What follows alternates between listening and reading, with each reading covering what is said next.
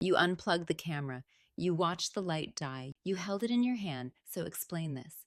Because right now, your phone is showing live footage from inside your house, and you're not holding anything anymore. Dear you, there are moments in life where logic disappears, where what you know and what you're seeing refuse to agree. And in those moments, you don't panic. Not yet, because panic means you understand the danger. This, you don't understand this. The screen shakes slightly. The angle is wrong. Lower, closer to the floor, not where the original camera was, not even the same room. Your chest tightens, because now you're not asking if someone is watching. You're asking, how many ways are they watching? You move slowly through the hallway. Every step feels louder than it should. Your child is in the next room, humming, normal, unaware, and that makes this worse. Because whatever this is, it's happening around them. You glance back at your phone. The live feed shifts, just slightly, like it's adjusting, tracking. Your breathing stops because you weren't in that frame before. But now, you are. Stay right there, the investigator says behind you. Their voice is calm, too calm. What do you see? You ask. They don't answer immediately, and that silence says more than anything. You turn the corner, slow, careful, trying to match what you see on the screen. And then you notice it. Something small, black, tucked beneath the shelf, not visible unless you're looking for it, not obvious unless you already know. And that's when it hits you. Hard, clear, unavoidable. You were never meant to find this one. You crouch down slowly, heart pounding, every instinct screaming at you to stop. But you don't, because now you need answers. More than safety. Dear you, there's a shift that happens in moments like this, a line you cross without realizing it. You stop being afraid of what's happening and start needing to understand it, because confusion is worse than fear. Confusion means you're already behind. You reach toward the device, hesitate, pull your hand back, because something feels wrong, off, different. Don't touch it, the investigator says quickly, too quickly. You freeze. Why? They step closer, careful, measured, because this one isn't just recording. Your stomach drops. What do you mean? They kneel beside it, examining, studying. This one transmits differently. Your mind races. Differently how? Faster, farther, smarter? Then they say it, the sentence that changes everything again. This one doesn't store footage. You blink, confused. Then what does it do? They look at you, and for the first time, there's concern in their eyes.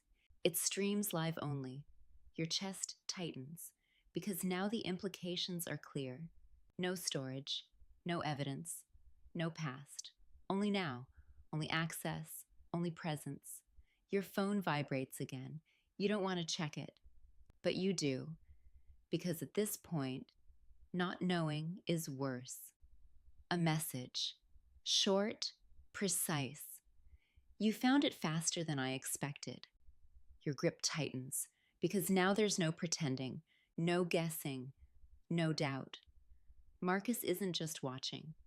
He's reacting in real time. Your child walks into the hallway. Who are you talking to?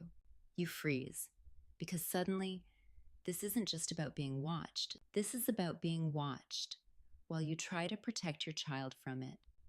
You turn toward them, forcing calm. It's nothing, you say, but your voice betrays you. Slightly. Just enough.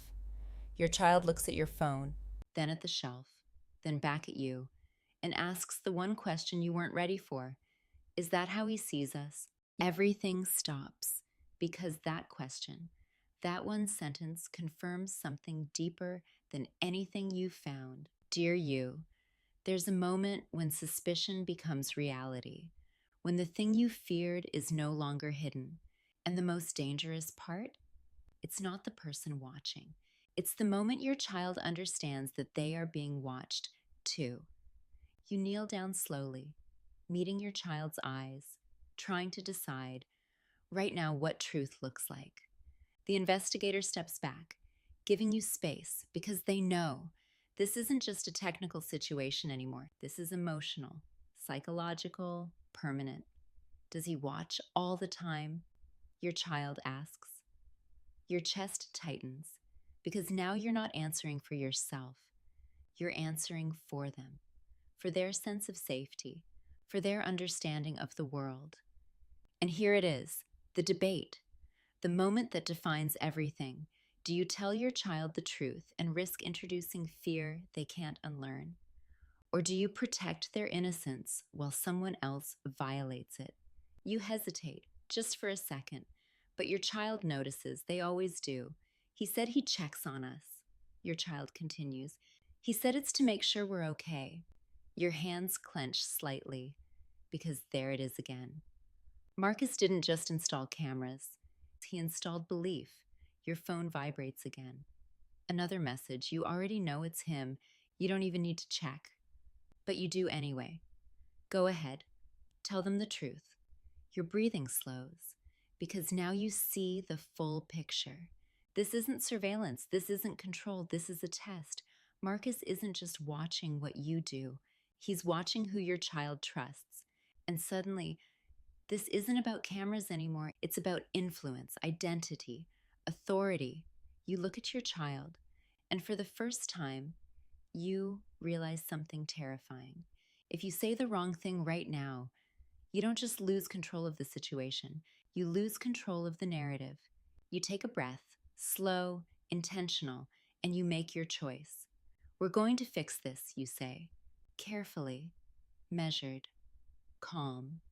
But your child doesn't look relieved. They look unsure, conflicted, because somewhere in their mind, Marcus's voice is still there, still trusted, still present. Your phone vibrates one last time. A final message, short, cold, precise. You still think you're in control. And that's when it hits you. Not everything in your home was hidden. Some of it was placed where you would eventually find it. Because the real question was never, are you being watched? It was, what will you do when you realize you are? You slowly look back down the hallway, past the room you already checked, past the places you thought were safe. And then the final thought settles in, heavy, unavoidable, incomplete. If there was one camera you missed, how many more are still there?